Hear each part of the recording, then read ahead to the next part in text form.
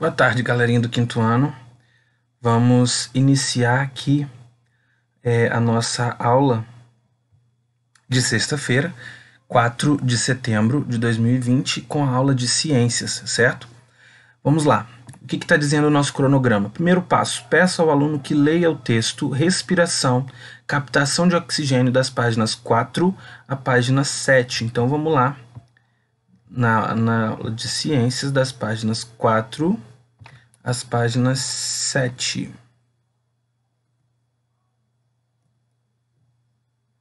Opa. Respiração, produção de energia. Show. Respiração, captação do oxigênio. Todos os seres vivos necessitam de energia para realizar suas funções vitais, né? As funções que lhe dão vida. Como você já estudou, essa energia provém dos alimentos que ingerimos. Isso aí.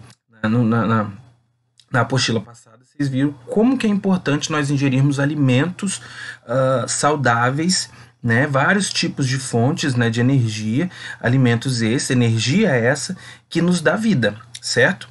Então, mas para que essa energia seja liberada, é necessário que os nutrientes, especialmente a glicose, sofram transformações. São as reações químicas que a gente chama, né, no interior das células.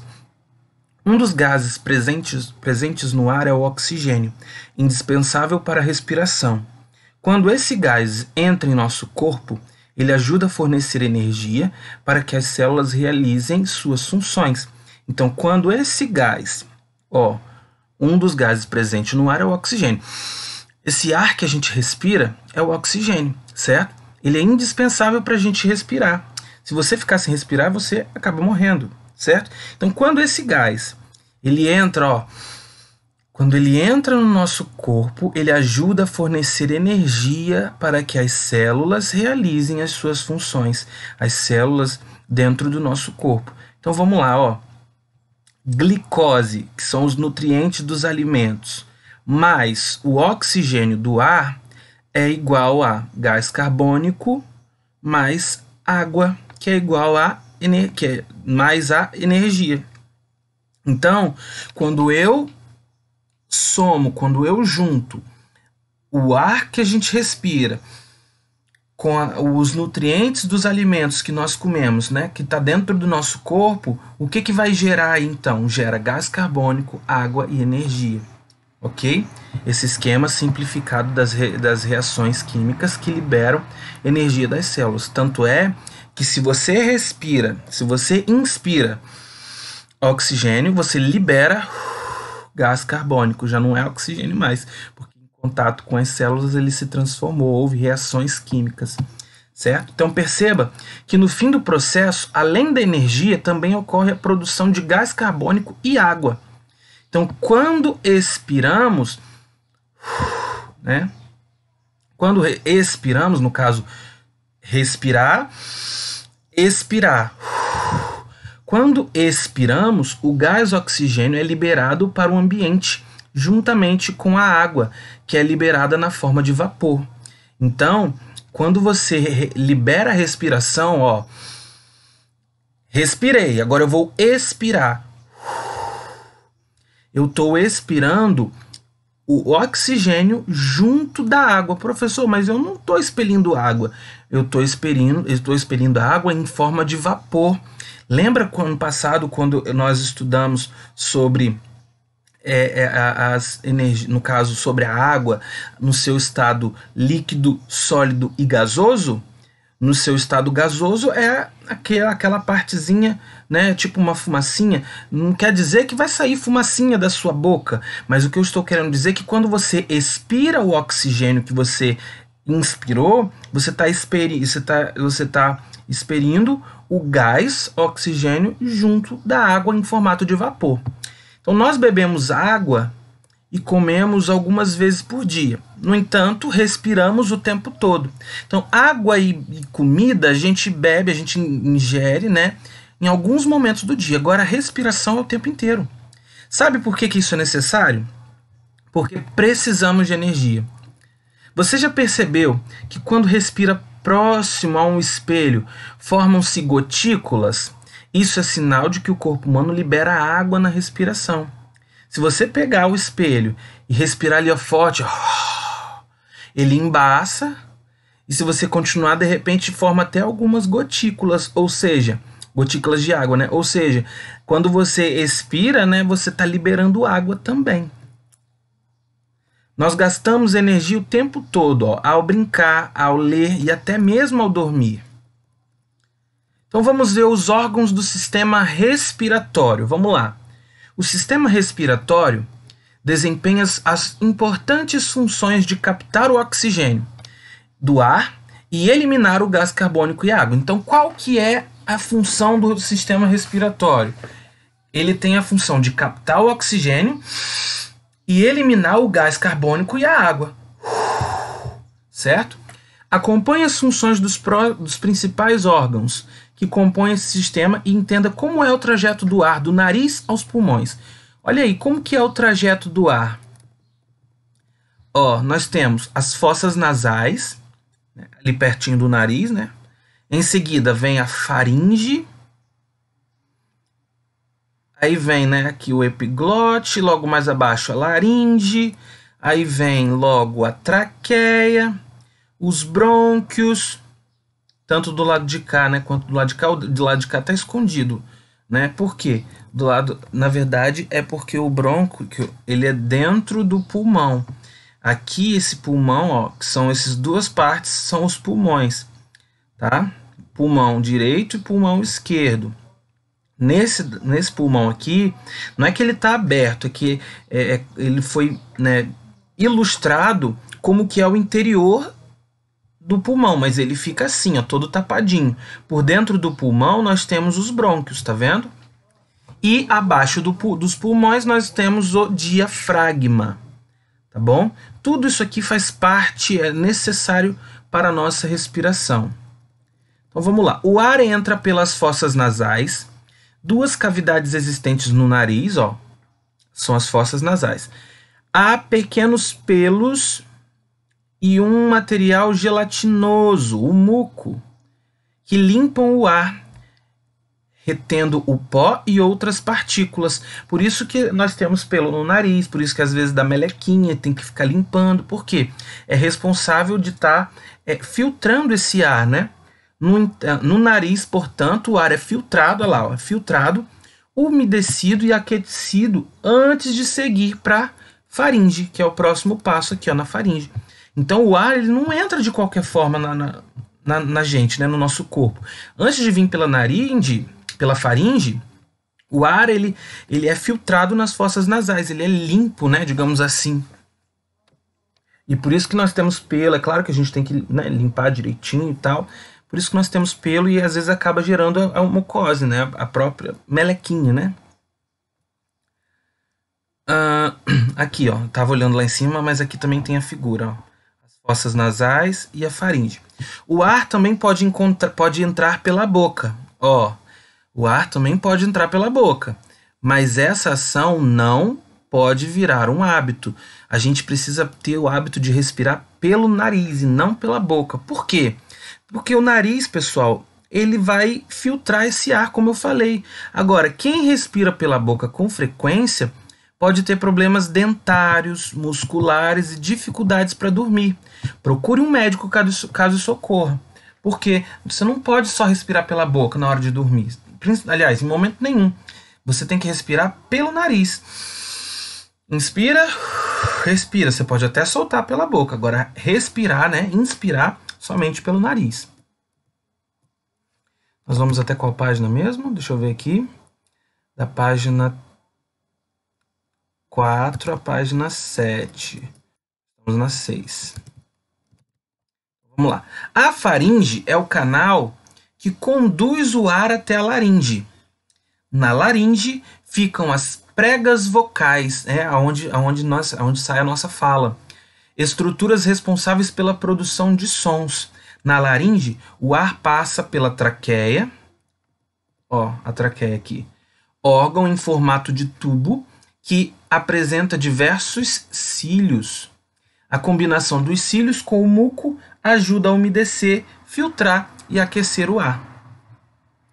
A traqueia se ramifica em dois outros canais, chamados de brônquios, que são esses arvorezinhos, parecendo um monte de raizinha, tá vendo?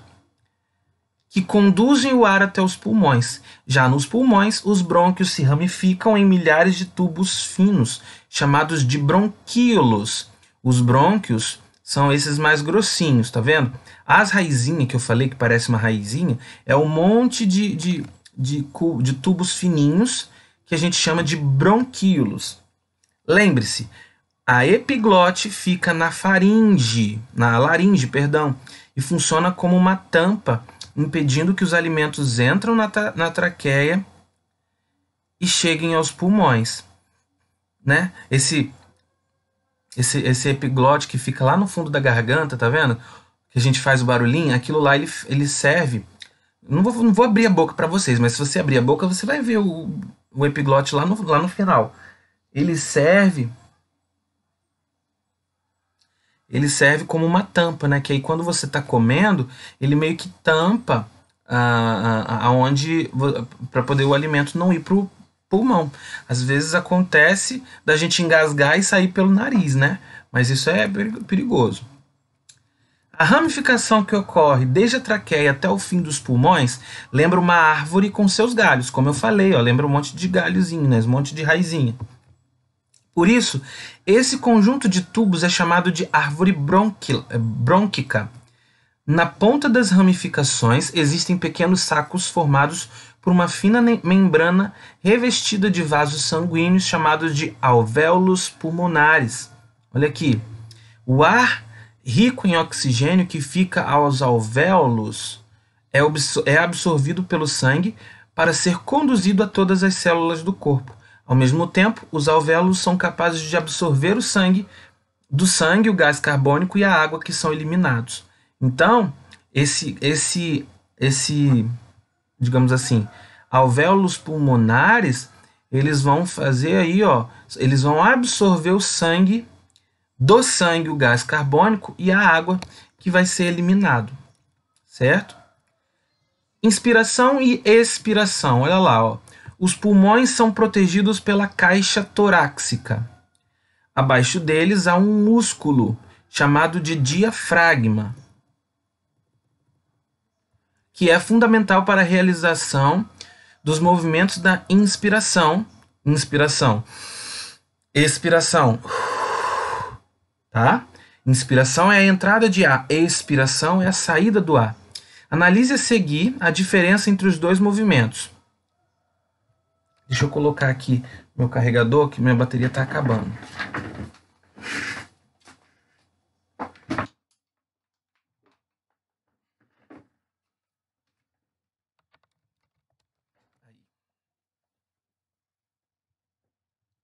Olha lá, inspiração.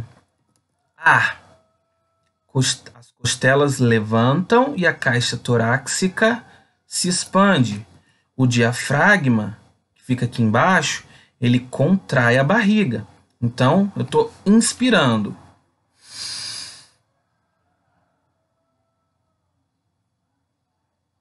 Aí, eu vou expirar.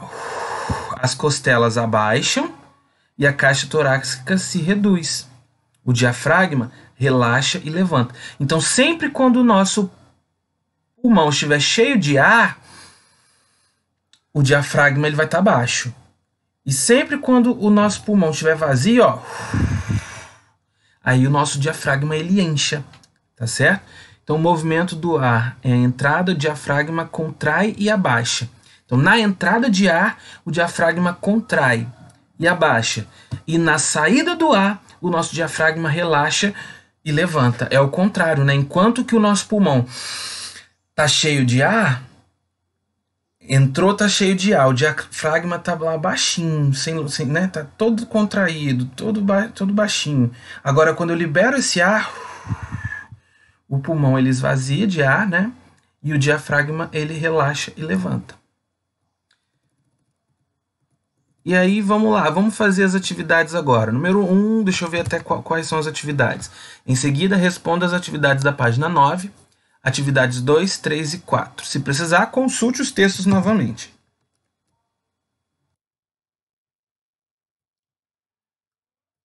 eu ver aqui. Ah, tá. Então nós vamos pular aqui, tá, pessoal? Vocês não vão fazer a página 8, vocês vão pular direto para a página 9.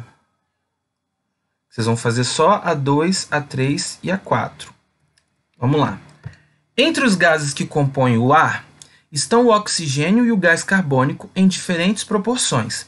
Observe na tabela a quantidade desses gases no ar inspirado e no ar expirado por uma pessoa. Então, olha só. O oxigênio, né, gás 1 e gás carbônico, gás 2. Eu acredito que seja isso. Ih, acabei falando para vocês, mas enfim. Quando eu vou inspirar, eu tenho 21% do gás 1. Eu inspiro 21% do gás 1 e apenas 4% do gás 2 e apenas 0,5% do vapor da água. Agora, quando eu expiro, eu estou expirando 16% do gás 1 e 3,6% do gás 2 e 6,2% do vapor da água. Então, que gás está identificado como número 1 e qual é o gás 2? Quando eu estou inspirando, eu inspiro mais qual gás? O oxigênio ou o carbônico?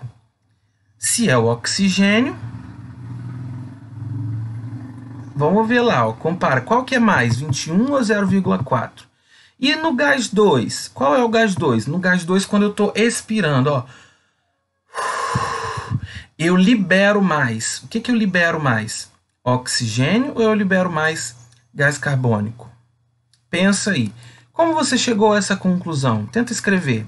Ah, porque quando eu inspiro mais o gás tal. Quando eu expiro o gás tal. Tenta explicar aí. Por que a quantidade de água no ar foi no ar? Por que a quantidade da água aumenta no ar expirado? Por que quando eu vou expirar o ar, a quantidade de água aumenta? Porque, gente, o nosso corpo tem o quê? Pensa aí. Número 3. O esquema a seguir apresenta o caminho que uma pequena quantidade de oxigênio que entra pelo nariz percorre até que seja absorvida pelo sangue. Então, complete-o. Então, vamos lá. Entrou pelo nariz, foi para onde? Depois foi para onde? Depois foi para a traqueia, depois foi para onde? E por fim nos pulmões. Compare lá naquele desenho do sistema respiratório para você completar aqui esse caminho aí onde passa. E na número 4, sobre os movimentos de entrada e saída de ar do corpo humano, relacione as duas colunas corretamente. Qual dessas frases aqui tem a ver com a inspiração e qual tem a ver com a expiração? Vamos ver. O ar rico em oxigênio. Quando o ar rico em oxigênio está relacionado com a inspiração ou com a expiração?